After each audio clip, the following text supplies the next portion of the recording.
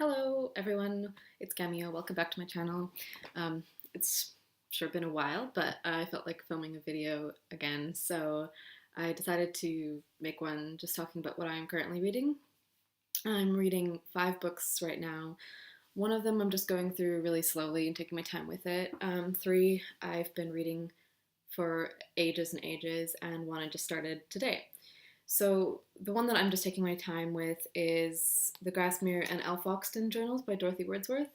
So for those of you who don't know, Dorothy Wordsworth is William Wordsworth's sister, and she was a great keeper of journals throughout her life.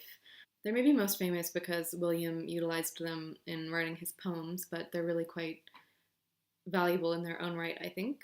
She just writes so well about the minutiae of everyday life, and even though it seems like not much is going on because it is just a journal, I'm really loving all these beautiful little scenes that she touches on.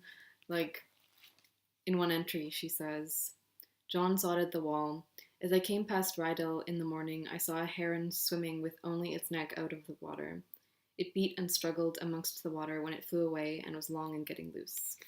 And she just always writes about little tiny things like that and what she's gardening and what she's doing in the kitchen, and also a lot about writing letters to her brother while he's away and things like that. So I'm reading this not only because I'm a big fan of journals, especially writers' journals, as a kind of genre, but also because I'm working on a writing project that I'm trying to set in a place that's quite similar to the Lake District, and I'm finding this quite helpful for things like what kind of flowers grow there and what you'd find in people's gardens, because my book does deal with that kind of nature in detail, and Dorothy Wordsworth was a very avid gardener, so this is quite helpful, even though this was written long before my book is set. Another book that I have been reading for a very long time is Spillover by David Quammen.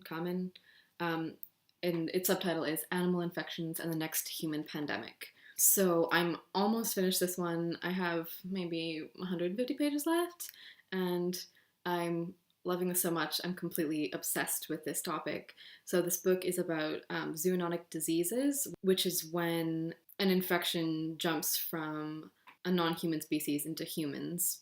So he's covering things like Ebola and AIDS and SARS, but he's also going into things like how viruses work on a detailed level and why this is such a pertinent issue right now. I'm very interested in the relationship between human and non-human animals, and this is a facet of that topic that I haven't really explored before.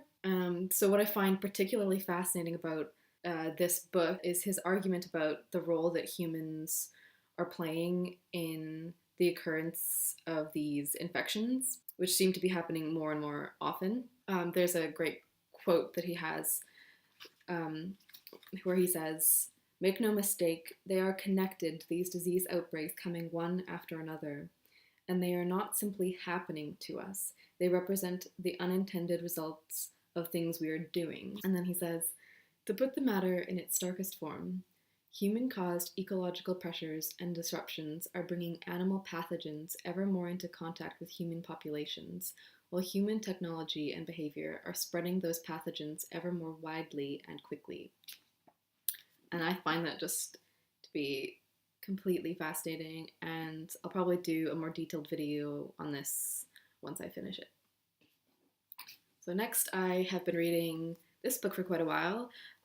It's called Nevermore: The Trials of Morgan Crow, although I think maybe The Trials of Morgan Crow is the title and Nevermore is the series name. Anyway, this is a middle grade book about a young girl who is cursed to bring misfortune upon everybody around her, and who is also cursed to die on the eve of her 11th birthday, but then she gets whisked away by this kind of funny man into a different magical city, and she has to undergo these trials in order to join something called the Wondrous Society. And I'm really close to finishing this. I'm probably gonna finish it after I make this video. I'm really liking it. It's really fun. I'm also reading this because the project that I'm working on is a middle grade novel, so I'm trying to read more contemporary middle grade. So if anybody has any recommendations for that, I would love them. I've been trying to focus more on historical children's literature that takes place in the Edwardian period when my project is set. So I've been reading things like The Secret Garden, and I'm going to read The Wind in the Willows again. If you have any recommendations for things like that as well, that would be much appreciated. Next, we have this enormous novel, Can You Forgive Her by Anthony Trollope, and I have truly been reading this for just months and months. I don't think that I realized how long it actually was when I grabbed it from the library. It's almost 700 pages, and it's just one of those really tiny print things. And I don't mind things like that, but I kind of like just jumped into it without thinking at all. I just had been, wanting to try some Anthony Trollope for a really long time because I've never read him before, and I really love Victorian literature. And I kept looking for his books in thrift shops and charity shops and things like that, but I couldn't ever find the first one of his series. So this is the first one in his Palliser novel series. I know that you can read them as standalones, but I'm just not that kind of person.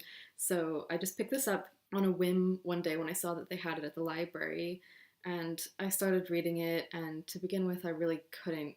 I was having trouble concentrating on it. I'm not even sure if it was Trollope's style, which I do find like a little bit flabby. I think that he could cut things down a little bit, but I also think that maybe the formatting was doing something to me. Like I was having trouble scanning the pages even, but now I'm just completely into it, and I'm also almost finished this one. So I've been reading these like 3 longer books for all of April really, but I'm only 100 pages from the end of this one, and I really, really love it.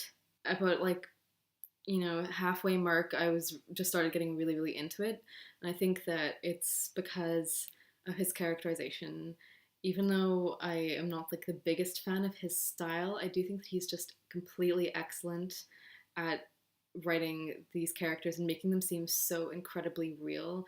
But I think the really special thing is that they feel really modern to me. Like they're kind of like, you could meet people like this in real life, in your actual life, even though you're living 100 and some years in the future.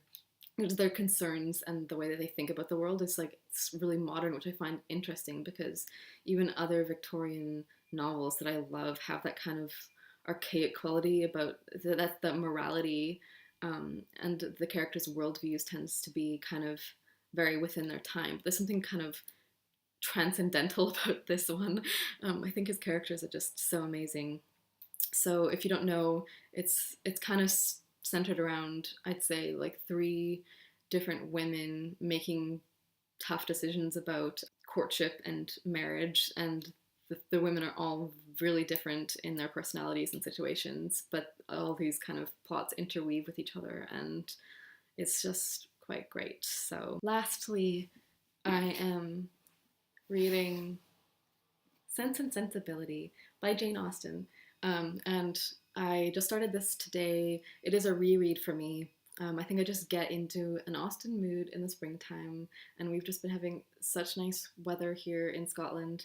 So I took it out into the park today, and I was just reading it out there, and I just love this copy too that I purchased from Waterstones, even though I probably could have found it really easily in a thrift shop, but I found myself at the bookstore, and because I was between this one or Emma or Pride and Prejudice, and the only copy that they had that I liked was this one, so that's the one I picked, and I don't really mind which Jane Austen I'm reading, to be honest, because I just love all of her books, and ever since I read Northanger Abbey last fall, that's the whole set that I've read, so they're all rereads for me except for the stuff that was unpublished during her lifetime, which maybe I'll get around to eventually. But yeah, so that's what I'm currently reading. Let me know what you're currently reading and whether you're liking what you're reading, or if you've read any of these and have opinions about them. I'd love to chat in the comments down below. And I'll see you next time. Bye!